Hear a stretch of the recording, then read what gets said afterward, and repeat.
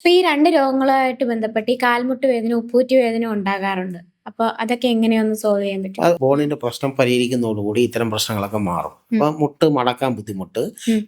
മുട്ട് നിവർത്താൻ ബുദ്ധിമുട്ട്, പൂർണ്ണമായിട്ട് നിവരാതിരിക്കുന്ന സാഹചര്യം, ഉം. മുട്ട് മടക്കാനുള്ള വല്ലാത്തൊരു ബുദ്ധിമുട്ട്, ഉം.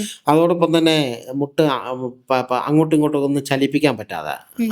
ഉള്ള ഒരവസ്ഥ, ഇതൊക്കെ ബോണിന്റെ പ്രശ്നവുമായി ബന്ധപ്പെട്ട പ്രശ്നമാണ്. അതിന്റെ അലൈൻമെന്റ് പരിഹരിക്കുന്നതോടുകൂടി അത്തരം പ്രശ്നങ്ങൾ മാറും. അതോടൊപ്പം തന്നെ ഉപ്പൂറ്റി വേദന, ഉം.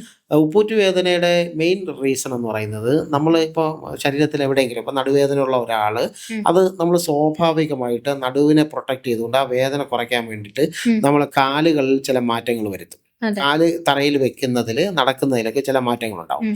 അത് അങ്ങനെ നമ്മുടെ കാല് അതേ ലെവലിലായി അത് പിന്നീട് ഉപ്പൂറ്റി വേദനയായിട്ട് മാറും. ഉം. അപ്പോൾ അയാൾക്ക് എന്താ വെച്ചാൽ ഒരുപക്ഷെ നടുവേദന ഉണ്ടാവില്ല, പക്ഷെ അയാൾക്ക് ഉപ്പൂറ്റി വേദനയായിരിക്കും ഉണ്ടാകുന്നത്. അതിന്റെ ബേസിക് പ്രശ്നം എന്ന് പറയുന്നത് നട്ടെല്ലായിരിക്കും ഇരിക്കുന്നത്. ഉം. ആ പ്രശ്നം പരിഹരിക്കുന്നതോടുകൂടി ഉപ്പൂറ്റി ഉപ്പൂറ്റി വേദന വേദന മാറുന്നതായിട്ട് കാണാൻ കഴിയും. ഇപ്പോൾ ഒരു പേഷ്യൻ്റ് ഉപ്പൂറ്റി വേദനയ്ക്ക് വിവിധതരം രീതികളുണ്ട്. അപ്പോൾ ആ ഉപ്പൂറ്റി വേദനയെ ബേസ് ചെയ്തുകൊണ്ട് നമ്മൾ ട്രീറ്റ്മെൻറ്റ് സ്റ്റാർട്ട് ചെയ്തു.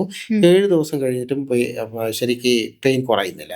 അങ്ങനെ ഒരു ദിവസം ഞാൻ എഴുന്നേറ്റ് നിൽക്കാൻ പറഞ്ഞു. എഴുന്നേറ്റ് നിന്നപ്പോൾ അവരുടെ കാലുകൾ രണ്ടും ഇങ്ങനെ ഒരല്പം ചരിഞ്ഞിട്ടായിരിക്കുന്നത്. ഉം.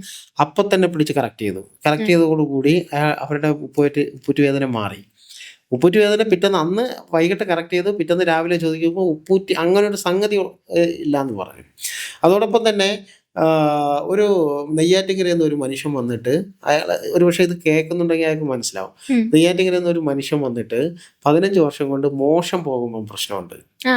മോഷൻ പോകുമ്പോൾ ശക്തമായ പെയിനാണ്. 15 വർഷം കൊണ്ട് അനുഭവിക്കുക. ഉപയോഗിക്കുന്നു. ഉള്ള എല്ലാ ട്രീറ്റ്മെൻറ്റും ചെയ്തതിന് ശേഷം അയാൾക്ക് ആ മോഷൻ്റെ പ്രശ്നം പരിഹരിക്കുന്നില്ല. ഉം. അങ്ങനെ നമ്മൾ എൻ്റെ അടുത്ത് വന്നത് സെക്ഷൽ പ്രശ്നമായിട്ട് ബന്ധപ്പെട്ടാണ് വന്നത്. ഉം. അപ്പോൾ ഈ വിഷയം പറഞ്ഞു. അപ്പം ഞാൻ എന്ത് ചെയ്തു, ഒന്ന് നോക്കുമ്പോൾ മറ്റേ ഇതുണ്ടല്ലോ, കോക്ലെക്സ്, ഉം. നട്ടലിൻ്റെ ഏറ്റവും അവസാനത്തെ ബോൺ, ആ. കോക്ലെക്സ് എന്ന് പറയുന്ന അതെ. സ്ഥലം, അത് തെന്നി നിൽക്കുക, ഉം. അല്പം ചേഞ്ച് ചെയ്ത് നിൽക്കുകയാണ്. ആ. അത് പിടിച്ച് കറക്റ്റ് ചെയ്ത് കൊടുത്തപ്പോൾ ഒരു ടിക്ക് എന്നൊരു സൗണ്ട് കേട്ടു. ചെയ്ത് കൊടുത്തപ്പോൾ ഞാൻ എന്നിട്ട് പറഞ്ഞു, രാവിലെ ഒന്ന് നോക്കണം, മോഷൻ്റെ പ്രശ്നം എന്തെങ്കിലും ഉണ്ടോ എന്ന് ചോദിക്കണമെന്ന്. അയാൾ 2 അല്ല 3 ദിവസം കഴിഞ്ഞപ്പോൾ എന്നെ വിളിച്ചു. ഞാനിതങ്ങ് മറന്നു. ആ. മറന്നതിന് ശേഷം 3 ദിവസം കഴിഞ്ഞിട്ട് പറഞ്ഞു, സാറേ പിറ്റേന്ന് മുതൽ എനിക്ക് മോഷൻ ഉണ്ടാകുമ്പോൾ നേരത്തെ അനുഭവിച്ചുകൊണ്ടിരുന്ന പെയിനേ ഇല്ല. ഉം. ഒരു 2 ആഴ്ച കഴിഞ്ഞപ്പോൾ വിളിച്ചിട്ട് പറഞ്ഞു, സാറേ എനിക്ക് സെക്ഷൽ പ്രശ്നങ്ങളും പരിഹരിച്ചു. ഉം. അപ്പോൾ അയാൾ വർഷങ്ങൾക്ക് മുമ്പ് മാവിൻ്റെ മുകളിൽ നിന്ന് വീണു. 15 വർഷം മുമ്പ് മാവിൻ്റെ മുകളിൽ നിന്ന് ഉം. വീണു. അത് സ്റ്റെപ്പായിട്ട് മോഷൻ്റെ പ്രശ്നം, പിന്നീട് സെക്ഷൽ പ്രശ്നങ്ങൾ. 40-42 വയസ്സേ ഉള്ളൂ. ഉം.